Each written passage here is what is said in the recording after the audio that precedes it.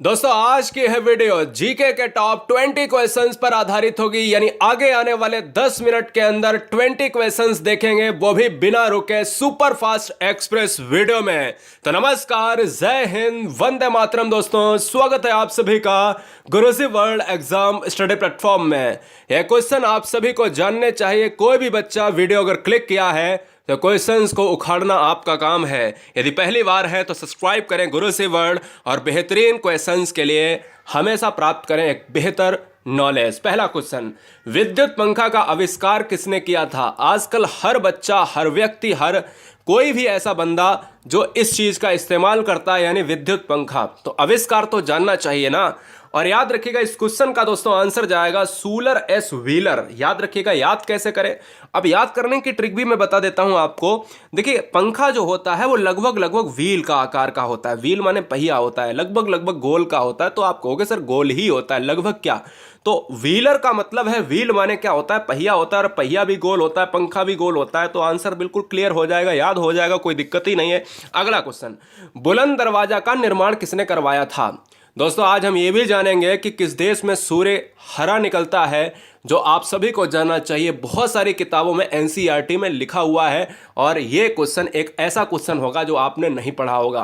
Question number second, बुलंद दरवाजा का निर्माण किसने कराया था? तो आंसर जाएगा दोस्तों यहां पर ऑप्शन नंबर अकबर के साथ, डी के साथ। है कहां पर? उत्तर प्रदेश के आगरा में है। ऑप्शन नंबर क्या हो जाएगा? डी के साथ, जो फतेहपुर सीकरी से लगभग जुड़ता हुआ है। Question number next, third question क्या है? पेरियार राष्ट्रीय उद्यान किस जानवर के लिए प्रसिद्ध है? अब दिमाग में दो क्वेश्चन बनते हैं यहां से। पेरियार राष्ट्रीय उद्यान किस राज्य में है? तो आपका आंसर जाएगा दक्षिण भारत के केरल राज्य में है, ठीक है ना।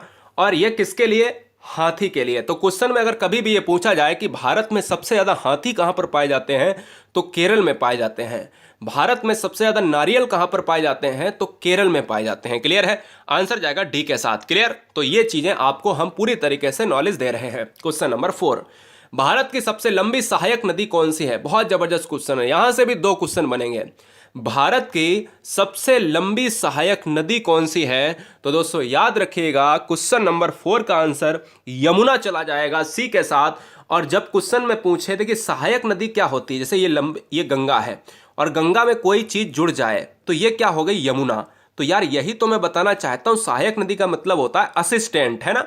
तो आपके जब भी कोई भी नदी है उसमें जुड़ जाए आके, तो वो होती है सहायक नदी। और क्वेश्चन में अगर पूछ ले कि सबसे लंबी नदी कौन सी है, तो 25-25 किलोमीटर की एक नदी है भारत में, जिसको हम कहते हैं गंगा। तो गंगा सबसे लंबी नदी है, और जब सहायक सबसे लंबी पूछी जाए तो यमुना मारिएगा। क्लियर? दो क्वेश्चन तैयार हो गए। क्वेश्चन नंबर 5, तो मतलब क्या है कि हर क्वेश्चन से 2-3 क्वेश्चन बताऊंगा। नॉलेज तो अपने आप भैया क्या हो जाएगी? बढ़ोतरी हो जाएगी, यानी नॉलेज हमेशा बढ़ जाएगी। क्वेश्चन नंबर 5, उत्तर प्रदेश में देखो, जितनी वीडियो देखो दोस्तों ईमानदारी से, चाहे वीडियो छोड़ दो, 2 क्वेश्चन करो ईमानदारी से। इसलिए क्या है, अधूरा ज्ञान नहीं लेना है, पूरा वीडियो देखो। 10 मिनट अगर नहीं है आपके लिए तो फिर बेकार है पढ़ाई करना। इसलिए 10 मिनट अपने निकाल लो और ये वीडियो पूरा वॉच करो। उत्तर प्रदेश में निम्नलिखित में से कौन सा राष्ट्रीय उद्यान स्थित है? तो आंसर चला जाएगा दुधवा के साथ। दाचीग्राम कहां पर है? दाचीग्राम और हिमिस की बात करें तो दोस्तों लद्दाख और जम्मू कश्मीर की बात करते हैं, ठीक है ना। हमें कोई बताएगा कि वन विहार कहां पर है? आंसर जाएगा फिलहाल 5 का ए। क्वेश्चन नंबर 6, नेताजी सुभाष राष्ट्रीय क्रीड़ा संस्थान कहां पर स्थित है? तो नेताजी सुभाष चंद्र राष्ट्रीय क्रीड़ा संस्थान कहां पर स्थित है? जल्दी से बताइएगा इस क्वेश्चन का आंसर क्या होगा। बहुत बढ़िया।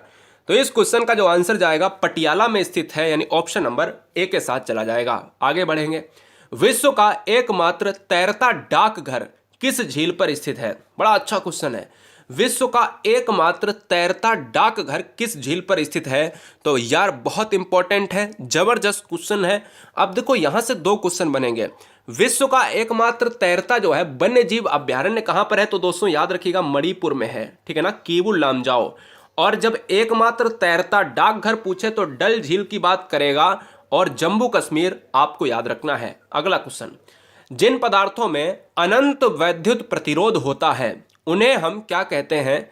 जरा लॉक कीजिएगा, आंसर दीजिएगा। जिन पदार्थों में अनंत वैद्युत प्रतिरोध होता है उनको हम क्या कहते हैं? विद्युत रोधी कहते हैं। ऑप्शन जाएगा सी के साथ। बढ़ेंगे क्वेश्चन नंबर 10, मानव मस्तिष्क के निम्नलिखित भागों में से कौन सा उल्टी का नियमन केंद्र है? जब भी उल्टी आती है तो दोस्तों किस तरीके का जो मस्तिष्क है, आपका ब्रेन का कौन सा भाग काम करता है? जब उल्टी आती है तो कौन सा ब्रेन का भाग वर्क करता है? यह बात दिमाग में बैठा लो कि जब मनुष्य को, कोई व्यक्ति को, कोई महिला को, कोई पुरुष को, कोई बच्चे को उल्टी आती है तो जब भी मनुष्य का ब्रेन काम करेगा वो करेगा medulla oblongata. Option number C. ये क्वेश्चन इंपॉर्टेंट है, आप सभी को नहीं पता था, अच्छी तरीके से याद रखिएगा। प्रामस्तिष्क, अनुमस्तिष्क, मेडुला ऑब्लंगेटा और पोन्स, ये सारी क्या है? ये सारी दोस्तों सारे जो है ब्रेन के पार्ट हैं। ब्रेन से एक और इंपॉर्टेंट पॉइंट है ईईजी। ये क्या होता है? इलेक्ट्रोइन्फेलोग्राम। ये किससे संबंधित है? ये भी आपके दिमाग से संबंधित है, ब्रेन से। और एक होता है ईसीजी, ये आपके हार्ट से संबंधित है, यानी इलेक्ट्रोकार्डियोग्राम। क्लियर है? तो क्वेश्चन नंबर 10 ये रहा। लॉयन फिश किसे कहा जाता है? लॉयन फिश किसे कहा जाता है, जरा जवाब दीजिएगा। तो आपको याद रखना है, लॉयन फिश कहा जाता है टेरोइस बोलियंस को। ये क्वेश्चन थोड़ा सा कठिन है, यानी एक मछली है जिसको हम लॉयन फिश कहते हैं दोस्तों, तो टेरोइस बोलियंस नाम के हम लॉयन फिश से जानते हैं। क्लियर है? ये बात दिमाग में रखना है। अच्छा, एक और क्वेश्चन बनता है कि विश्व में ऐसी कौन सी प्रजाति है या जाति है जो सबसे ज्यादा पाई जाती है? तो आपके दिमाग में होगा कि सबसे ज्यादा तो व्यक्ति है, मनुष्य है, पॉपुलेशन। जी नहीं, सबसे ज्यादा जीव जंतुओं में सबसे ज्यादा अगर देखा जाए, मनुष्य भी अगर शामिल कर लिया जाए, तो सबसे ज्यादा जो पृथ्वी पर है वो मछलियां हैं। याद रखिएगा, सबसे ज्यादा अगर कोई भी चीज है अगर पृथ्वी पर है तो वो है मछलियां। आंसर जाएगा बी के साथ। क्वेश्चन नंबर 11, भारतीय संसद के कितने अंग हैं? जवाब दीजिएगा। देखिए, क्वेश्चन गलत होगा तो होने दीजिए, हम आपका टेस्ट नहीं लेते हैं, पहली बात तो आप समझ लो। बहुत सारे चैनल आपका टेस्ट लेते हैं तो वो उनकी समस्या है और आपकी समस्या है। हम हमेशा आपके ज्ञान की वृद्धि करते हैं। हमारा मकसद ये है कि आने वाले एग्ज़ाम के टेस्ट में आप पास हो जाओ। यहाँ के टेस्ट में आप पास हों या फेल हों ये कोई मायने नहीं रखता, क्योंकि यहाँ सीखने आप आए हैं। इसलिए पूरी तरीके से ज्ञान को लेना है। भारतीय संसद के दोस्तों 2 सदन होते हैं। ऑप्शन नंबर चला जाएगा ए के साथ। अब बच्चे कहेंगे सर बी, अब भारतीय संसद के कितने अंग होते हैं? तो आप कहोगे सदन 2 होते हैं, यही तो आपको याद रखना है। बहुत सारे बच्चे गलत कर देते हैं, तो आंसर जाएगा बी के साथ। इस क्वेश्चन को मैंने पॉलिटी की वीडियो दी थी तो उसमें बताया था ना कि संसद के कितने अंग, 3 अंग होते हैं। एक होती है भैया लोकसभा, एक होता है राज्यसभा और एक होता है प्रेसिडेंट यानी राष्ट्रपति।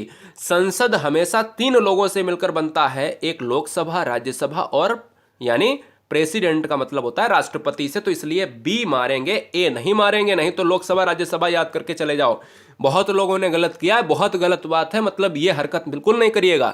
क्वेश्चन नंबर 12, 738 ईस्वी में अरबों को पराजित किया था, किसने किया था? अरबों को पराजित करने वाला कौन था? तो आपको याद रखना है कि इस क्वेश्चन का आंसर क्या चला जाएगा? 12 का आंसर चला जाएगा चालुक्यों ने। ऑप्शन जाएगा किसके साथ? डी के साथ। अगला क्वेश्चन, RAW रा एक ऐसी एजेंसी है जो भारत की खुफिया एजेंसी है, ठीक है ना।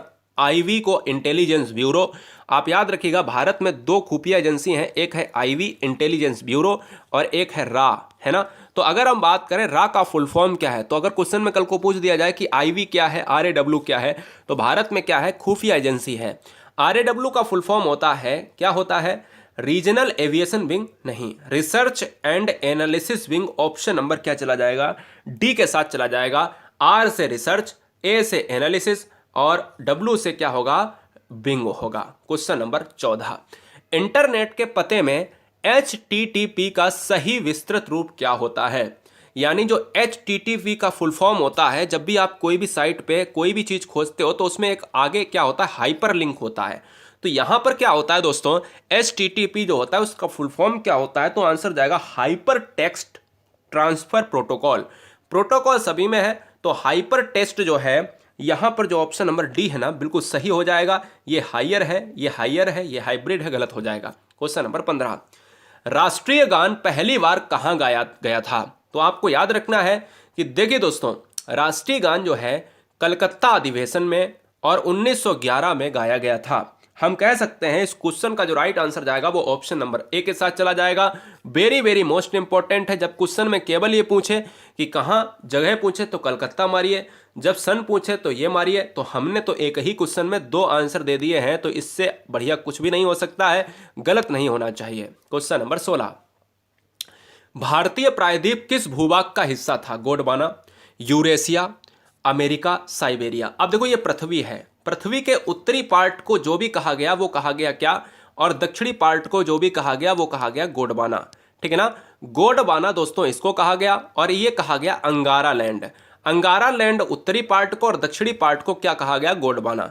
अब आपको याद रखना है कि जो प्रायद्वीप है ना, ये प्रायद्वीपी जो आता है ये भारत में गोंडवाना लैंड की बात करता है। तो इसलिए इस क्वेश्चन का आंसर किसके साथ चला जाएगा?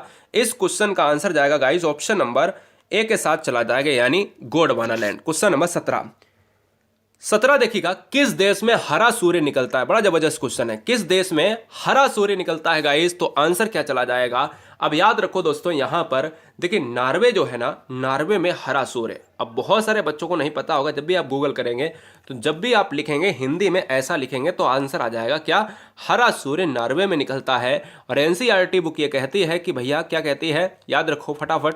एनसीईआरटी बुक ये कहती है कि नार्वे में कुछ सेकेंडों और कुछ मिनटों के लिए, यानी 1 से 2 मिनट के बीच में जो पृथ्वी का जो सूर्य होता है वो हरा निकलता है। तो यह मात्र एक ऐसा देश है, संयोग है दोस्तों नार्वे के साथ। क्वेश्चन नंबर 18, पृथ्वी अपने अक्ष पर घूमती है। तो याद रखो कि पृथ्वी जो होती है वो यार क्या है, ये ईस्ट है और ये वेस्ट है, यानी ये क्या है, पूर्व है, और ये है आपका पश्चिम है। तो आपको याद रखना है, बहुत सारे बच्चों को लगता होगा कि क्या, बहुत सारे बच्चों को लगता होगा कि पूर्व से पश्चिम घूमती है। तो आपको मैं बता देना चाहता हूं पश्चिम से पूर्व घूमती है, यानी यहां से ऐसे आप शुरू करो, ठीक है ना, ट्रिक से। तो पश्चिम से पूर्व घूमती है, ना कि पूर्व से पश्चिम। तो पश्चिम से हमेशा पूर्व की तरफ घुमाना है, ना कि पूर्व से पश्चिम की तरफ घुमाना है। तो ये अगर आप कर रहे हो तो गलत है, और ये कर रहे हो तो सही है। तो मतलब क्या है, पश्चिम से पूर्व की तरफ घुमाना है। तो पश्चिम पूर्व कहां पर है? ऑप्शन नंबर ए में है, ठीक है ना। अगला क्वेश्चन 19, ठीक है, चलिए। कुछ कोशिकाओं में हरे रंग के बिंदु दिखाई देते हैं, ये हरे बिंदु कोशिकांग हैं, जिन्हें क्या कहते हैं? जरा जवाब दीजिएगा। तो आंसर क्या चला जाएगा? क्वेश्चन नंबर 19 का सी चला जाएगा, क्लोरोप्लास्ट के साथ। ऑप्शन नंबर हमारा क्या हो जाएगा? सी के साथ चला जाएगा। बहुत बढ़िया। देखिए मैंने पूरे वीडियो में आपसे नहीं कहा है कि वीडियो लाइक करिएगा। 100 बच्चों ने अगर यहाँ पर वीडियो एंटर किया होगा तो मुझे लग रहा होगा कि लगभग 85 बच्चे आए होंगे जो लास्ट तक वीडियो देखे होंगे। और लगभग इन्हीं बच्चों में अगर हम बात करें तो यही बच्चे कंसंट्रेशन वाले होते हैं। जो बच्चे अभी भी हमें सुन रहे हैं, वीडियो को छोड़ना नहीं है। तो वीडियो में बच्चे जितनी भी शेरनियाँ हैं, यहाँ पर जितने भी शेर हमारे हैं, जितनी भी शेरनियाँ हैं, सभी बच्चे लाइक और सब्सक्राइब गुरुजी वर्ड को जरूर करें। तो आंसर क्या जाएगा? ऑप्शन नंबर सी के साथ चला जाएगा। क्वेश्चन नंबर 20, और ये रहा दोस्तों आज का लास्ट क्वेश्चन। सभी बहनें सभी भाई हमारे क्या करेंगे यहाँ पर दोस्तों, यहाँ पर करेंगे सब्सक्राइब करेंगे गुरुजी वर्ड, और टेलीग्राम ग्रुप से जुड़ने के लिए GURUJI एक स्पेस WORLD, जहाँ पर आपको PDF मिल जाएगी। तो ये WORLD है, ऐसा लोगो मिलेगा, तभी आप टेलीग्राम ग्रुप ज्वाइन करें। GURUJI की स्पेस देना है बीच में, WORLD है, WORD नहीं है। तुरंत आप टेलीग्राम ग्रुप को ज्वाइन कर। तो आंसर क्या चला जाएगा दोस्तों? Option number C is right answer हो जाएगा। हम कह सकते हैं रामायण की बात करें तो आंसर क्या होता है? वाल्मीकि।